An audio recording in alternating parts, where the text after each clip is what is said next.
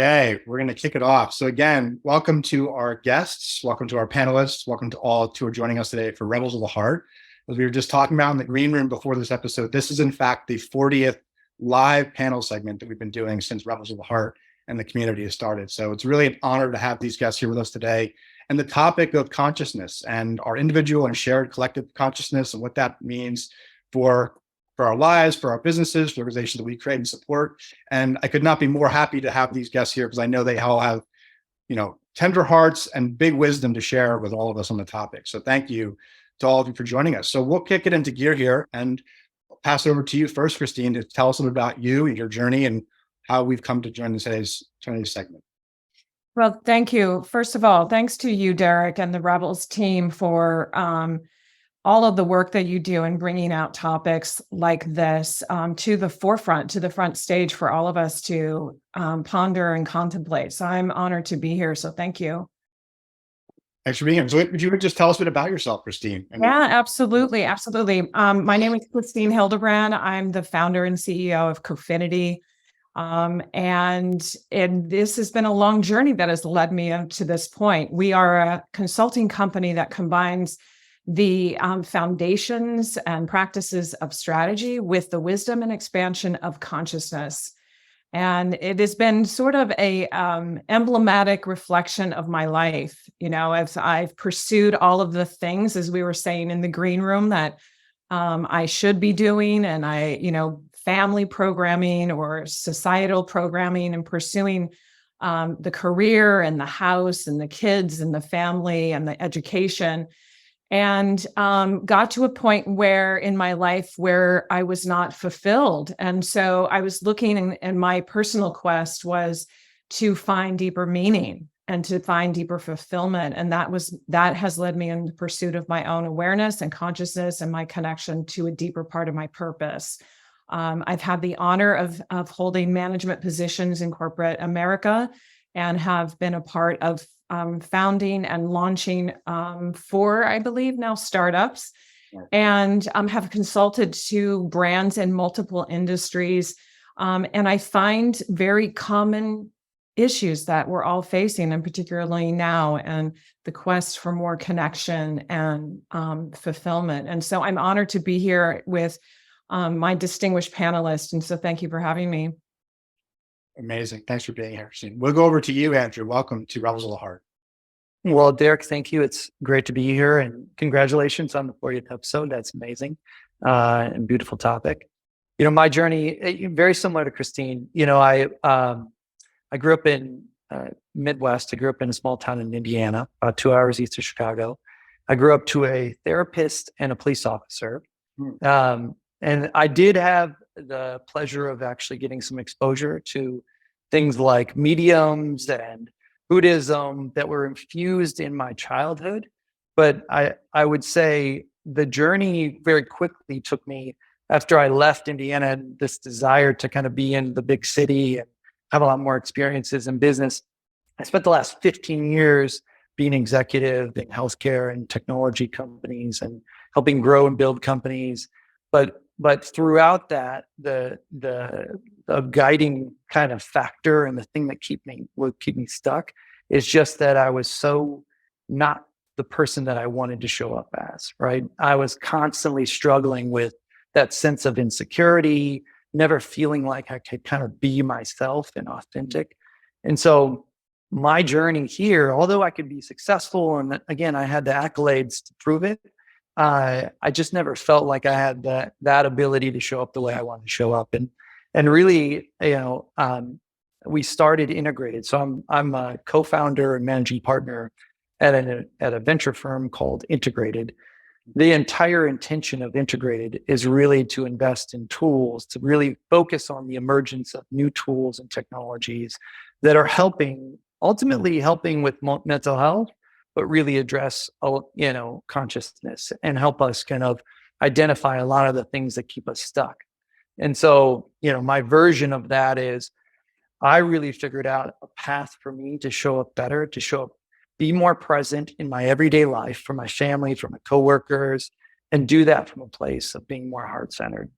And you don't think about venture capital and being heart-centered and being more conscious as being synonymous with one another, but it really is a lot of what we do in terms of how we're showing up for organizations, the intention we're putting behind the capital we're investing in the companies, creating a safe space. Because I think that idea of psychological safety doesn't really exist in those relationships. And those come from personal experiences, sitting on boards and being part of those companies. And so Integrate is really about how do we not only help the emergence of these tools from a consciousness level, but also how do we show up differently, just in the seats and the roles that we play. So Amazing. It's an honor to be here and excited to be part of the conversation. Thanks for joining us. Excited to explore a lot of this with you as well. So, and Scott, welcome to Rebels of the Heart. Thanks very much. Hi, friends. Good to be with you. I'm Scott Shute. Like these folks, I'm a little bit of a dual agent in that I've had kind of this two parts of my life. One as an executive. In my latest role, I was at LinkedIn for a decade. I was led a customer operations function, a big team. But I've also had a contemplative practice since I was a teenager. I've been teaching sessions since I was in college. It's a huge part of my life. And I eventually brought that to LinkedIn, first as a volunteer, then as a full-time role. I was the head of mindfulness and compassion programs at LinkedIn. I did that for a few years. I left during COVID times. I wrote a book called The Full Body Yes. And now I'm helping other companies and leaders become more conscious. And essentially how I think about it is my vision is to change work from the inside out. And I mean it for the 3.3 billion of us in the workplace by mainstreaming mindfulness and operationalizing compassion. And it's really the second part, the operationalizing compassion, where I think these two worlds blend together. Because I don't even use the word when I do consulting or work with leaders. But compassion is just, it's a word that we're sometimes okay using at work, but it's a proxy for the word love. And love is a proxy for the word divine. And I think this is where we're going to get to is, at least my definition of consciousness. So what I'm really trying to figure out is how do you operationalize the divine in the workplace and do it without, and while using language that's inclusive and normal and natural for everyone. Amazing. Well, welcome. And just to kind of pick on that theme. So we all were connected, at least indirectly, through the Compassion 2.0 community. Carson Kelly's a fellow rebel. We all met, or Christine and I met at that event a couple months back. And then we had a few episodes ago, a conversation with some of the guests about that very topic, operationalizing compassion. What does that look like? So it's very appropriate. We've covered, to your early introductions, Christine, a lot of these topics through the journey of Rebels with a Heart, which I, again, have the privilege of hosting as the moderator. So I'm Derek Lundsten, President and Chief Culture Officer with LifeGuides, which is a platform that connects people who have been through particular life experiences, life events, or life challenges to be hands-on sources of empathy, wisdom, and direction for people going through those experiences, and operationalizing compassion and providing resources and tools around mental health, around belonging, around performance, and all those different aspects. And the reason why we formed Rebels of the Heart community is we found that the organizations and leaders that were investing in that type of offering were the people that believed in the principles and the ideals in the world that we all see as possible based on your introduction and what I know of you and our work. So excited to be here with all of you. And then personally, again, I'm a business executive, I'm an entrepreneur, I'm also a father, but I talk not often, but I have talked about the fact that I was a seeker at the age of 7 and was asking that question about what is my purpose here? And I was a philosopher first and actually studied that and spent a good part of my life exploring that before I get into business, and saw that business, and in fact, intuitively knew that business was the platform to bring about change and to move, the world forward and to create new futures, and to do that through relationships and co-creation and the allocation of resources in different ways. So with that, welcome. So I'm going to come with this first question, which I think is helpful for the audience and for the audience that will watch this in the future, potentially even years in the future, because we are still on the cutting edge of this in many respects, even though the pandemic has reoriented us all to why now and why this is so important. But how do each of you define consciousness, right? Let me rephrase that differently. How do we define consciousness? How do you define consciousness? And what is your personal experience around this concept in your work and your lives? And any of you can take that question. There's no rules here. That's why it's Rebels of the Heart. Well, I'll start off. It was a great to ponder this, not only for this podcast, but for the deeper meaning of what and how Cofinity is bringing out consciousness with strategy. Because we also want to make it accessible and understandable, right? And so I would define consciousness in a couple of different ways, and we've been researching it for thousands of years, right? And there's been many definitions that have surfaced. And I look at it as multi-layered definitions of consciousness, but I think the simplistic definition is consciousness is becoming aware of what you thought didn't exist. And that is the awakening of new levels of information, new levels and access of sensitivity. We talk about compassion and love and divinity. It's being open to allowing yourselves to explore and to feel into and sense into deeper possibilities, not only for yourself but for others. And so the layered definition that I define consciousness as is the ability to sense yourself. So a level of self-awareness at the first step. And Derek, when we were talking about compassion 2.0, everything originates with that level of self-awareness to self, number one. Number two, after you have that awareness of self, is your ability to sense others, meaning that others in relationship with, others that are sitting around the table with you at a leadership team, any others, meaning other humanity in the world, other people, and in our conversations around racial equity and what is happening with in the United States around equity, this is super important for you to have that ability to sense others. And lastly, your ability to sense the system, right? And this is the superpower for many CEOs, to be able to sense the organization as an ecosystem and what is required to fuel growth and to nurture growth. And so the system could be a company, it could be our world, it could be our planet, it could be our ecosystem, our ecology. And so I really feel like it's important to look at each one of those three levels, but always begin with number one, self. Thank you, Christine. Andrew, Scott? I can jump in, Scott, if you want me to. It's an interesting question, and I like the idea that we're constantly trying to understand our connection to self, others, and the natural world.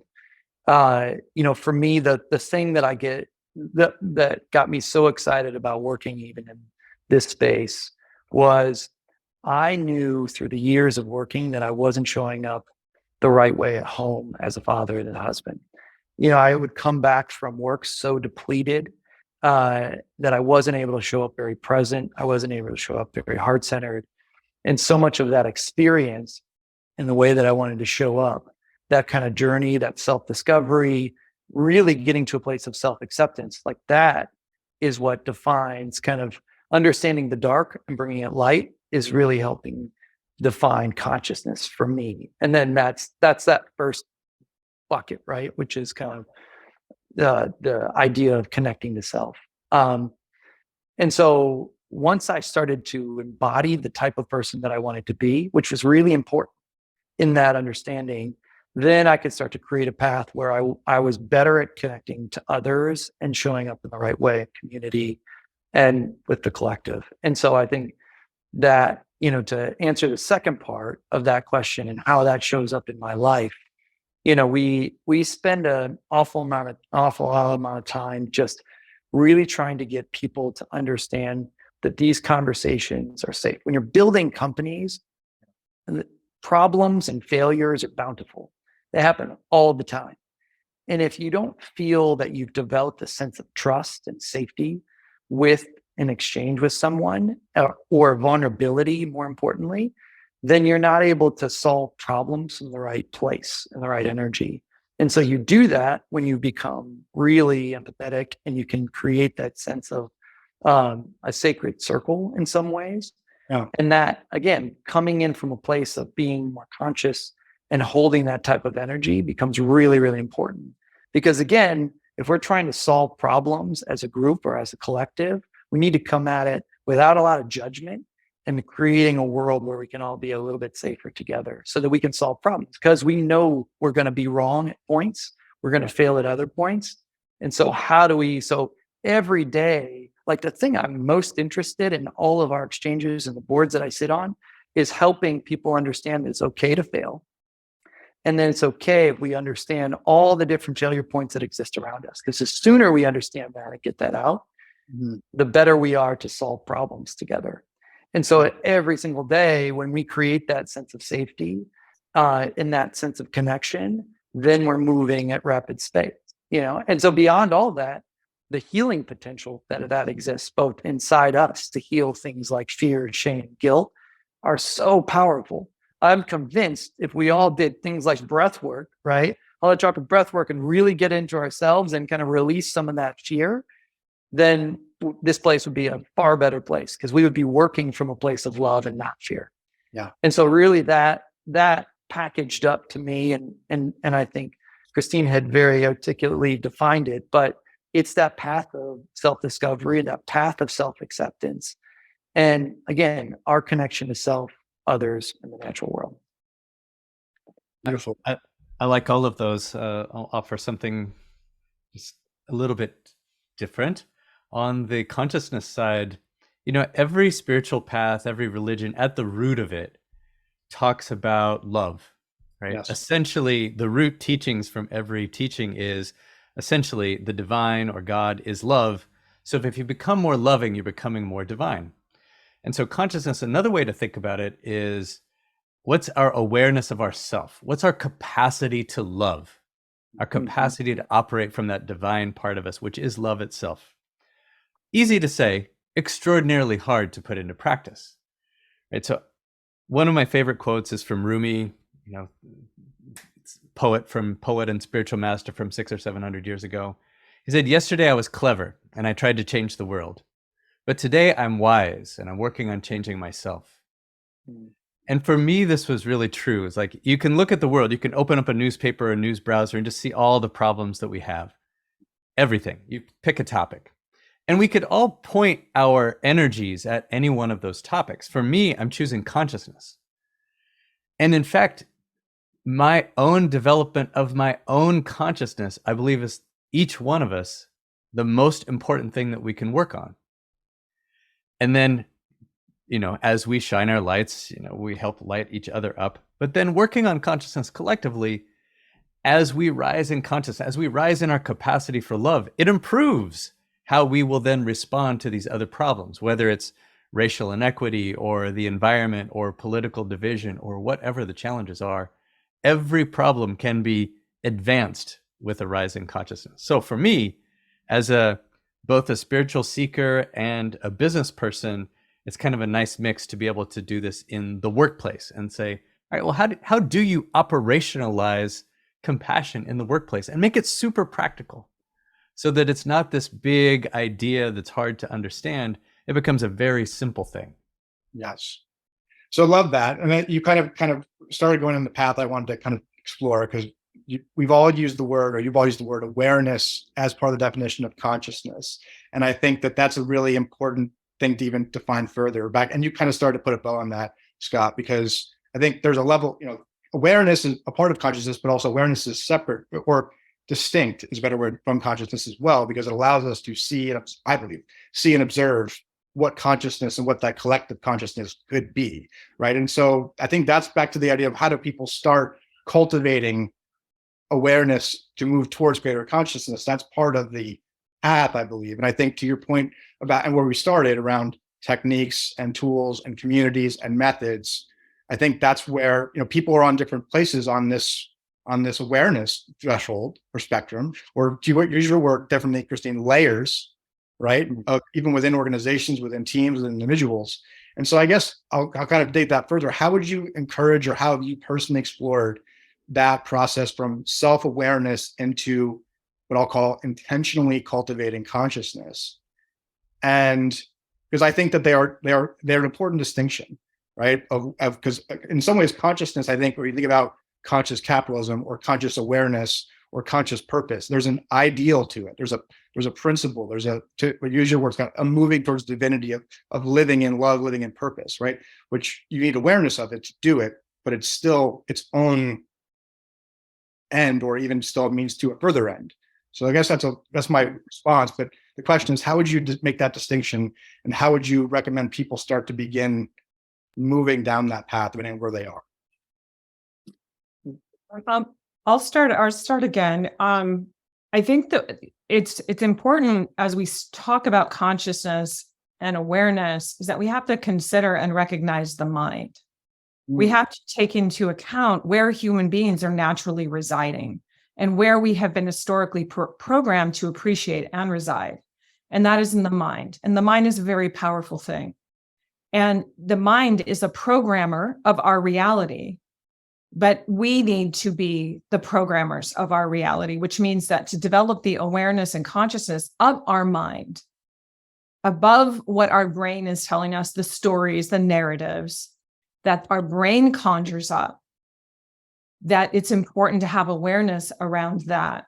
So I think to answer your question, when speaking to the audience about where to start in the pursuit of consciousness and the pursuit of awareness, is to quiet the mind and to come into some sort of contemplative practice where you are focusing on something very small. And it could be the sound of a fireplace or the buzzing of a bee in nature that really helps you transcend the monkey mind or the busyness of all the influence of the dynamicness that we have to process in our mental constructs, to go beyond into our awareness, to be able to sense things beyond where our mind is.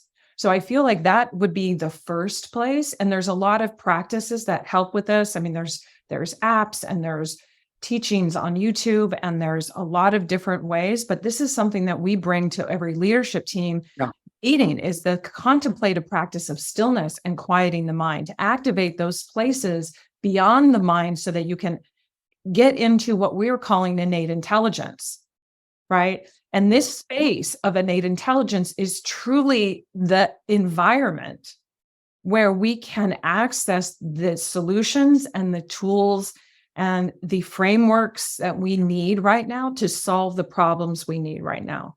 Mm-hmm. And you had a great conversation last month around AI and the influx of AI. And our consciousness really is our distinction from technology. And if we are to bring this new ability in our field online, where does that leave us? And where it leaves us is the ability for us to access our stronger capacity as humans, which we all have. We all have this capability. We're not, this panel, I'm not unique in any way. We all have this capability. The difference is that we may be practicing and believing in it. And yes. So I agree with what you said. I love that. I want to mirror something that you said earlier, which is when we were first chatting, you talked about when you were a young child, you had access to certain gifts that they're your progression. You unlearned them and relearned them later in life.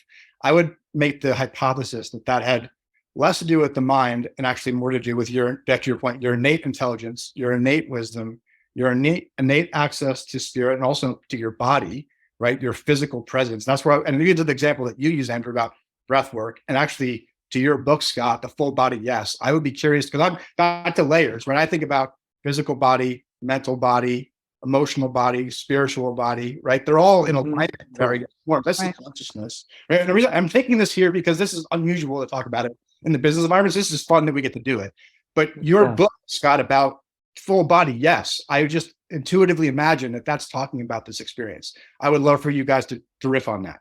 Sure. So if we think about the mind, I think that's right, to quiet it, because this is not where the juice is, right? Yes. It's the controller. But if you think about AI, at some point, maybe in the near future, AI will be smarter than humans. But smarter how? Right. Smarter like the mind in comparison. It will know more things, it will remember more things, it'll have access to more information. But for me, the juice is letting go of that, using it as a tool, yes, but letting go of that and increasing our ability to back to love, right? And what does that look like? You could talk about it as an energy exchange. You could talk about it as a whatever. I actually don't think it's required to even know how things work to grow spiritually or to grow in consciousness.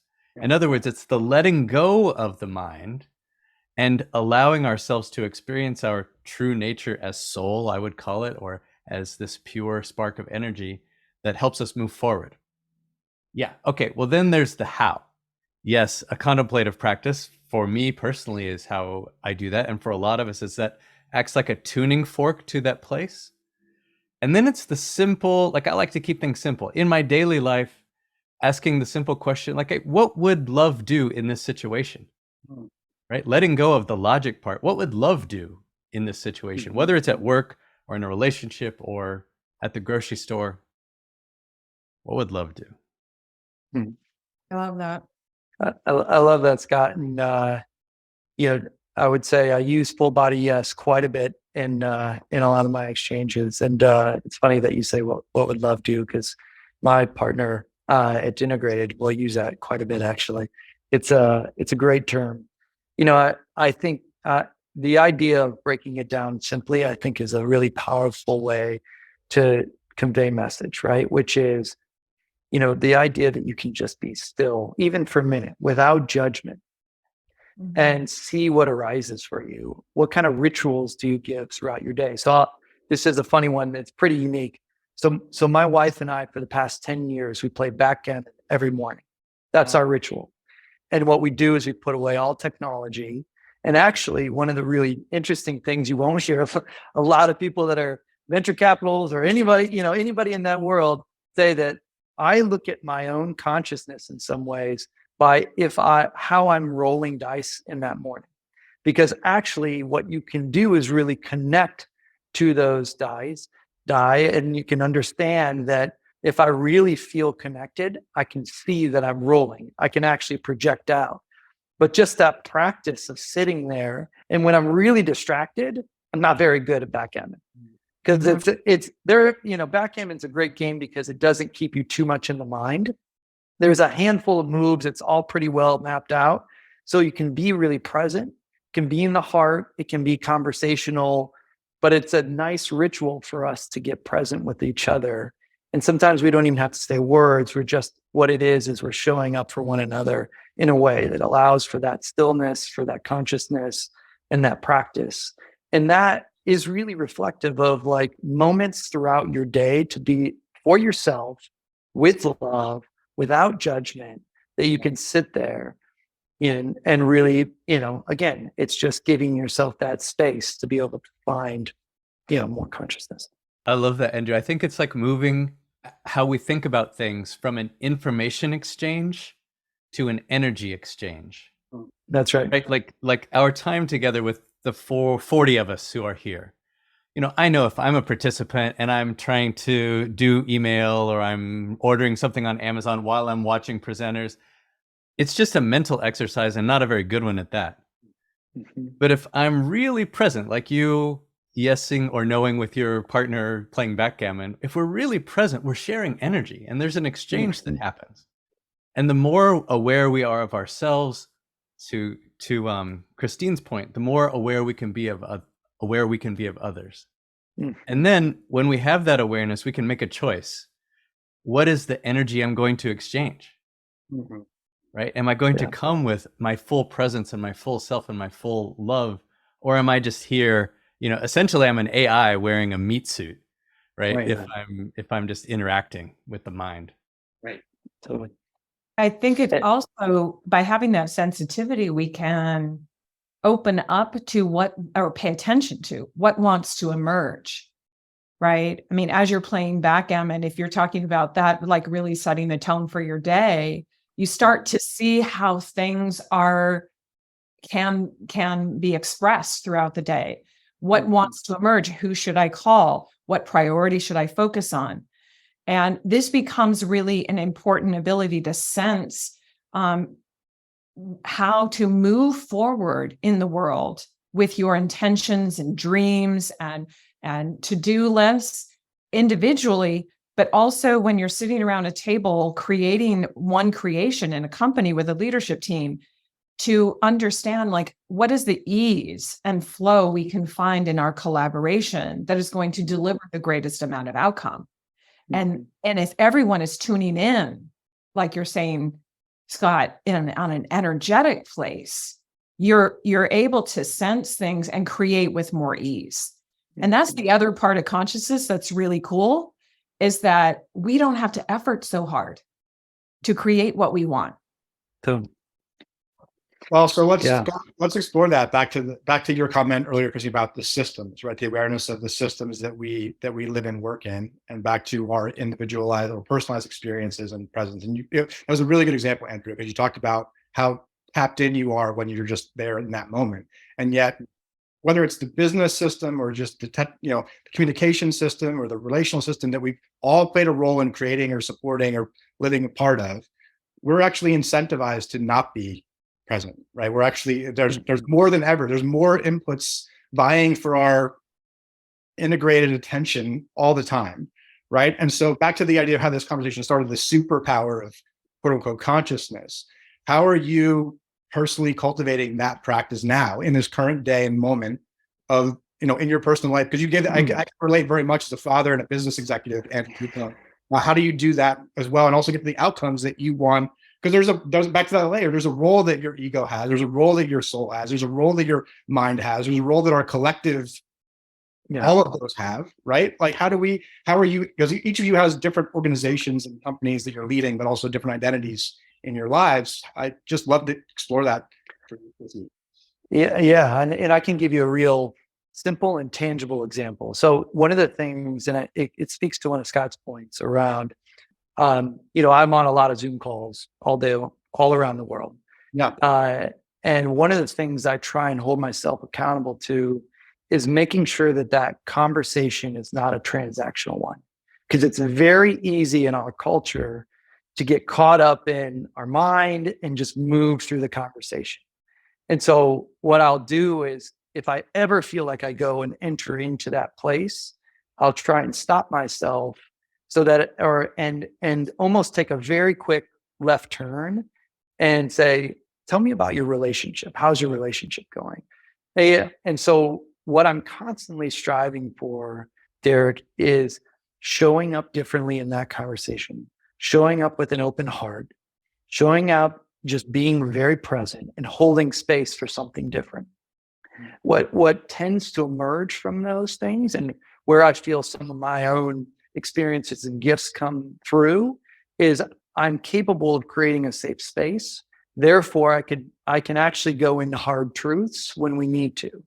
And more often than not, I will be in a conversation, there will be tears with people I've been told this multiple times, where you'll see an executive of 30 years who've probably never cried in a scenario with a venture capitalist being on the phone and just getting into that place because they felt safe. They felt like they could have that conversation. And that set a new bar for me as to how I want to engage with the world.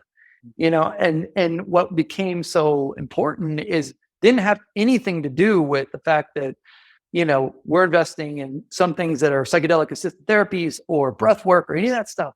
Just was about showing up differently in that conversation. And you got to see and physically feel. And then when you do that, that's all you want to do, because that's connection. And so it just, once you start to create that for anyone, and everyone can go there, it's changing the dynamic pretty significantly, and it creates a ripple effect. So yeah, love that. One thing I try to remember is I call it the fact that we are pothole managers. And how I think about that is there can be 1,000 miles of perfect road in our life. And if there's one pothole, this is where our mind goes, right? Mm-hmm. So whether it's in our business, whether it's in our relationship. So think about your primary relationship, whoever that is. That person, I'm sure, does this one thing that makes you, and we tend to focus on that one thing, and we forget about the 999 things that we love about them, right? And so first, it's this awareness that we're conditioned this way to stay alive. Yeah. The negativity bias we have as animals, just trying to stay alive. But alive is a super low bar right? We're talking about consciousness. We're literally talking about moving away from the animal state to something different, the divine state, or whatever words you want to put on it. And so a really simple tool is gratitude. And I know it gets used so much that it almost sounds trite, but it really is a superpower. When we have gratitude for that other person, even when things are hard, when we have gratitude for others at work, even when things are broken. I know as a leader, I felt like I was programmed to see all the potholes and fix the potholes and point them out. But that's not a very endearing environment if you're on the other end of that, to only get told about the potholes. Right? So if we balance that out, of course, we want to fix the pothole. We want to see it and fix it fast. But we don't want to spend 99% of our time on what's wrong. And so we balance that out with gratitude, which is another way of saying love in action, right? We're expressing our love, our gratitude for someone else, self included. Completely agree. I mean, it's ultimate gratitude practice is an awareness practice, right? In order to be grateful, you need to be acknowledging of it, and then you're extending, to your point, a goodwill and appreciation towards it, right? So, I mean, and then we're cultivating that good energy, right? I mean, and then you do that, multiply that out. That's why it works so well, right? And you're back to your point, you're tuning yourselves, or you're tuning the group to foster more of that ultimately. That's right. Energetic. So and when people when they are at that different energetic, because it's really an energy transfer, when you're highlighting the good things, then people feel like they're in a safe space. Actually, right. The research totally bears this out, right? Google's Project Aristotle, they went looking for what's the biggest factors of building a high-performing team. Yes. Psychological safety was number one. And so when we create these environments where people feel safe, where they feel this level of connection, they're more creative. Better things happen. So I'm thank you for saying that. I feel safe with all of you right here in this moment. So let's ask a hard question about this, right? We're all obviously believe in this idealism. It's great. Woo woo, let's go, right? But ultimately, how do we bring it to the world of business? Business is tough. It's about, venture capital is about returns. It's about productivity. It's about efficiencies. It's about creation of new innovation. It's about maximizing shareholder value. It's about all these different things, right? And Google's a great example. I bring it up because Google's a great example. They cultivated a culture for 2 decades of pushing the envelope, and yet they also needed to focus on survival when it came down to it. And they did things that have rippled out for months and are still rippling out to the entire industry, right? Indeed. And will be for some time. And weren't in alignment with a lot of their findings around. Right. So how do we reconcile that perception of hypocrisy, even though we know it's all part of the same unity path, is still involved, it's still informing us in some way. We know this, but it'd be easy for some cynical people to say, let's just go back to business as usual. Yeah.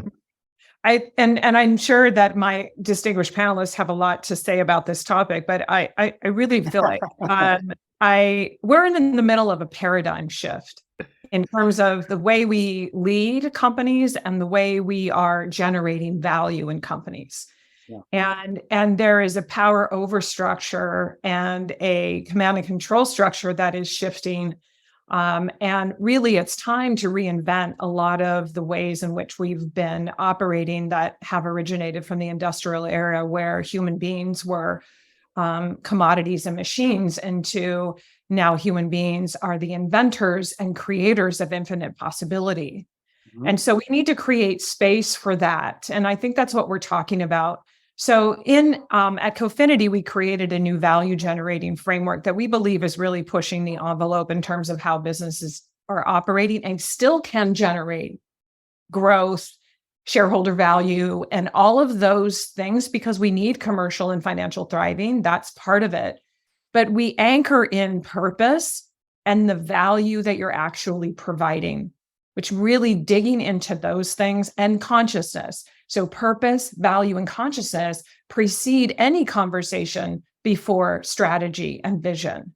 And so it's a blending of what we have known in the past with, it's not just throwing everything out and creating kumbaya circles. This is about how do we create the best of what we know so far and bring in the full capabilities of expansion and awareness and consciousness that human beings are capable of, and create things that are even better.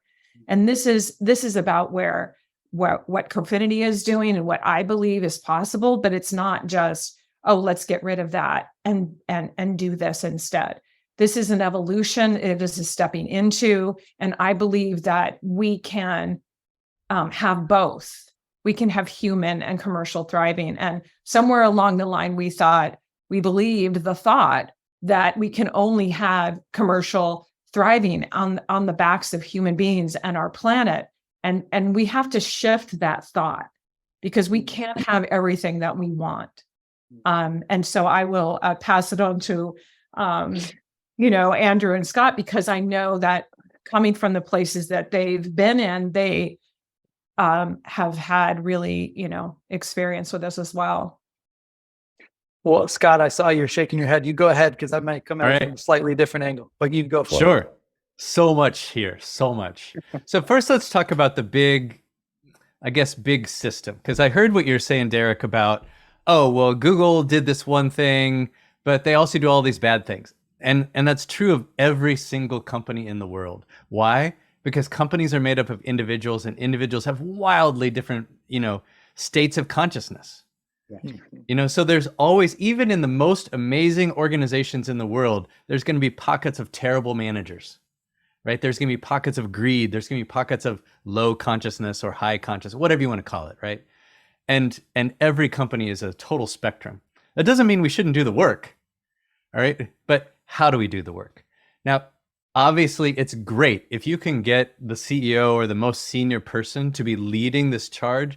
It has an umbrella effect, a knock-on effect, an amplification effect that is extraordinary. So if we can impact the top people, obviously that is the best. But if you can't, it doesn't mean we don't do the work, right? It can happen at the bottoms up as well. It can happen with the lowest person on the bottom of the pyramid, because if you change their consciousness, it has a ripple effect for everybody around them. So how do you do that? Now, all of us have a different flavor of that. For me, I do executive coaching. So I try to work with the most senior leaders available, but also work with teams from the ground up. And I like to make things super simple. So we try to curate the best practices that I've seen in conscious business and make them super, super, super easy to put in place in a team, right? So manager and their team do this thing, do it for 10 minutes every week. And so I like to think of it as, practical spirituality. I wouldn't use those words at work, but in the back of my mind, it's like, how do you make this as practical as possible? So, and this is the beauty of it. It takes all of us, because the problem is the problem. The opportunity is 7 or 8 billion of us with 7 or 8 billion states of consciousness. It means there is a never-ending work to do. There's no such thing as that this will be nirvana at some point. As long as we're in these human bodies, there's going to be this giant range of imperfection. So, but we still do the work. It's totally honorable. That's beautiful. I so appreciate the work that both of these guys are doing.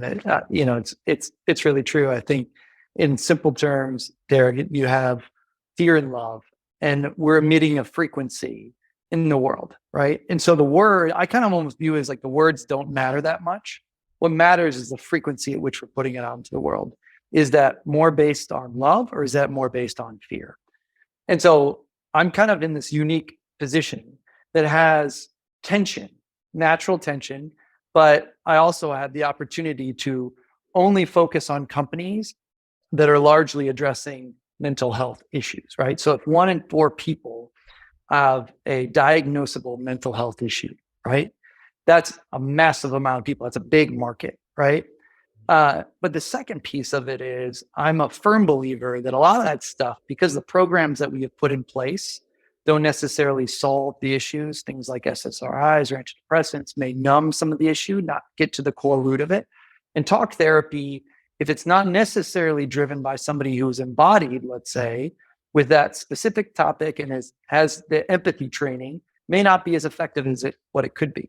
And so that represents a whole host of opportunities to basically address something which has a massive market. So, we have a responsibility. We have a fiduciary responsibility to our investors and our shareholders, but we get to invest in what is the biggest opportunity to address this. And ultimately, what we're trying to do is change healthcare and raise consciousness right at the same time. And so, but it's highly nuanced as to how you do that with companies. So there's the investment side. So can it actually be within that thesis, affect a large market and actually be a successful business, which we kind of look at. And then the second thing is we only like to invest in companies that we can actually help affect that level of change and be involved in the company. And that's part of the intention we want to show up with, right? So it's not about, let me just put $100,000 in all these different companies and see what works, which is one way to approach venture capital.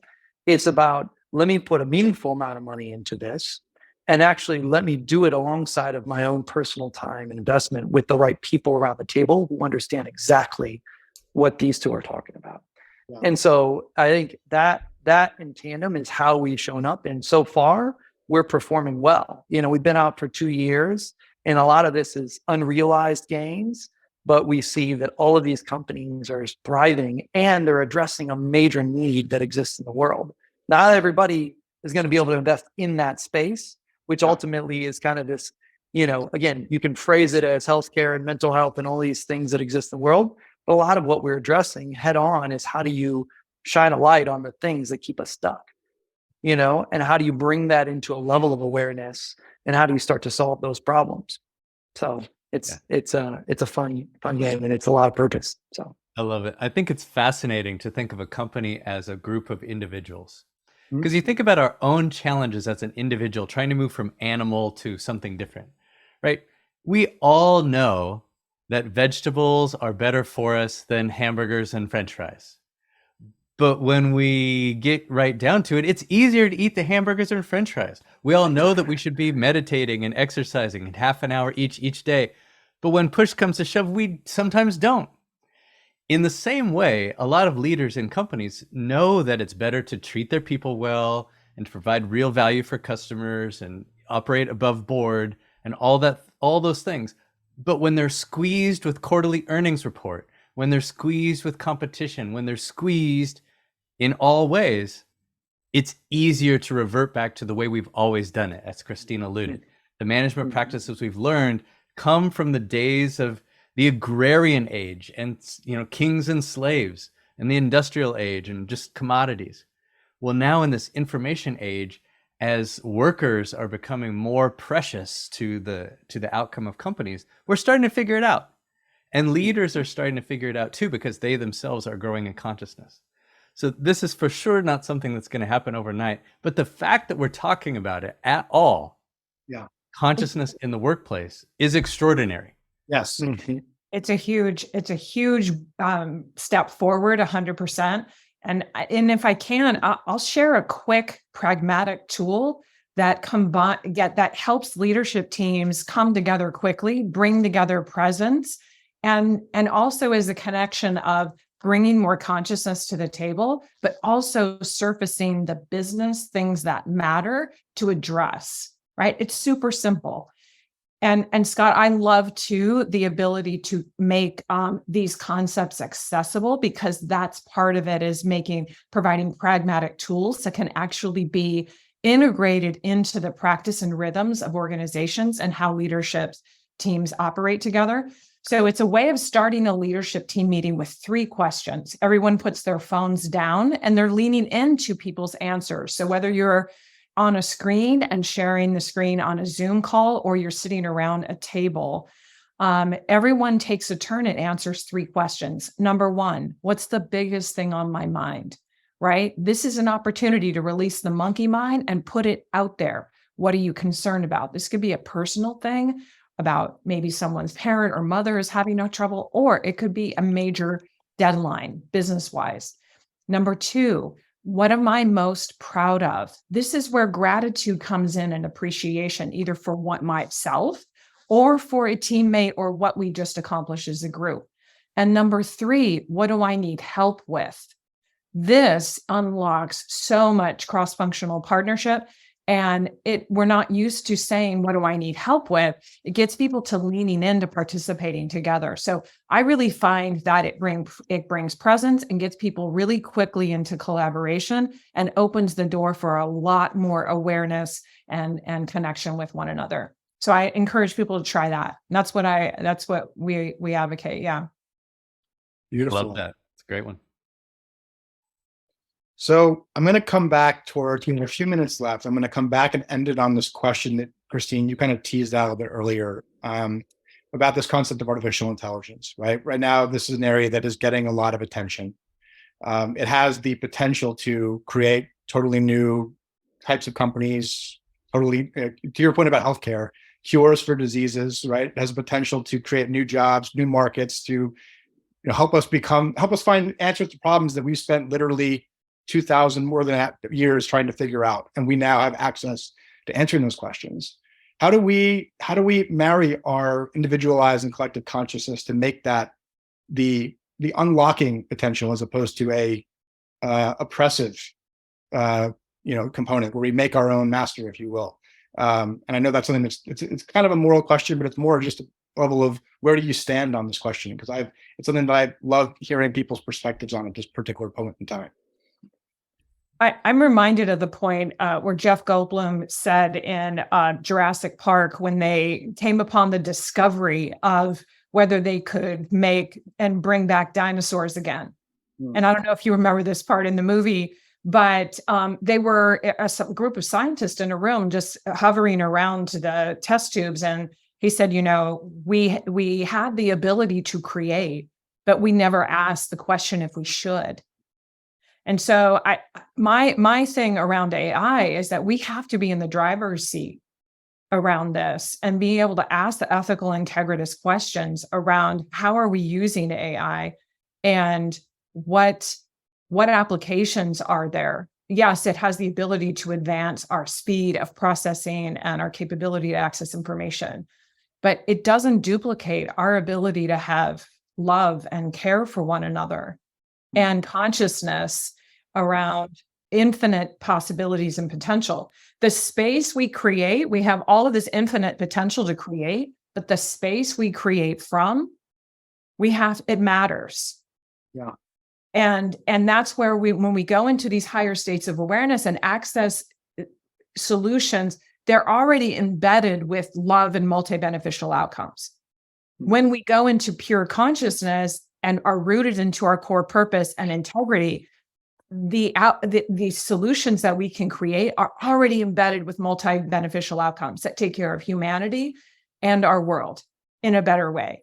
Yeah. And so I believe that that's possible. And so my answer to your question, Derek, is yes, AI, but we need to elevate as human beings. Mm-hmm. Mm-hmm. Thanks, Christine. Totally agree. The debate has gone on for a long time, and now it's much more present. Oh, it's real. Much more real. And for a while, there's this big discussion like, oh, well, most scientists who are really close to it feel like there's kind of two possible outcomes. One is total nirvana, and paint that however you like. The other is the destruction of the human race. Yeah. Wow.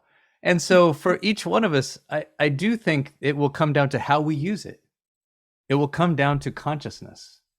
And so this is why the work on consciousness is so important, because if we are mired in survival as an animal and just evolution and trying to get, or if we're thinking about how do we move from the me of it to the we of it, what's good for the collective of the whole, we're going to get wildly different outcomes. So I agree with Christine. We need to be in charge of it and have some controls to avoid some of the more dangerous parts. Thanks, Scott. Andrew. Yeah, I mean, listen, I wouldn't consider myself an expert on this space. The train has absolutely left the station on this, and I agree with the concept of intentionality around all of it, with the right guidelines that can support, truly being a helpful tool to how do you continue to encourage more thoughtful and loving conversations. I see a world where there's opportunity for that to lead to, and it already happens today, where it allows us to actually be more present in a conversation and be more engaged and be more loving. I think encouraging more dynamic for the human existence to be thriving is a really positive outcome that can exist from this. And actually, a really dear friend of mine had just done a talk about empathy and AI. and the existence of that, because in some ways, the how you define it can already exist. And so I think for, my stance is, it's not one of fear, I would say. Could it absolutely take out the entire human race? Sure. Right. But I like to hold space for the idea that we as humans will continue to be the best that we can be, and want to hold the idea that, again, can we use this as an opportunity to really engage in the thing that makes us differentiated, which is love? Yes. So thank you all for your contributions and your service to this work. I'm going to just close it out with a couple of different thoughts. So back to the intention of what would love do. I think that's a very powerful question to always be asking, but also equally, I would say, think back to little children, the question of why do I believe what I believe? Why do I do what I do? Why does this matter? Why do I care? Why does this other person matter? And when we're constantly asking that in the present moment, back to consciousness and awareness, it opens up worlds, literally, of possibilities in those connections, in those relationships, in those possibilities, in those networks. And so that's something that I would just leave all of us with, and I really appreciate it. That's why I love doing Rebels. I get to ask why and what and how and who to all of these amazing leaders and guests that have been on this series, and these guests today included. So thank you, Christine. Thank you, Scott. Thank you, Andrew, for joining us. Thank you, and welcome to our community. And thank you to everyone who joins us for this series and invest their time, and most importantly, into the future that we're building together. So with that, have a blessed day. Thanks, guys. Thank you.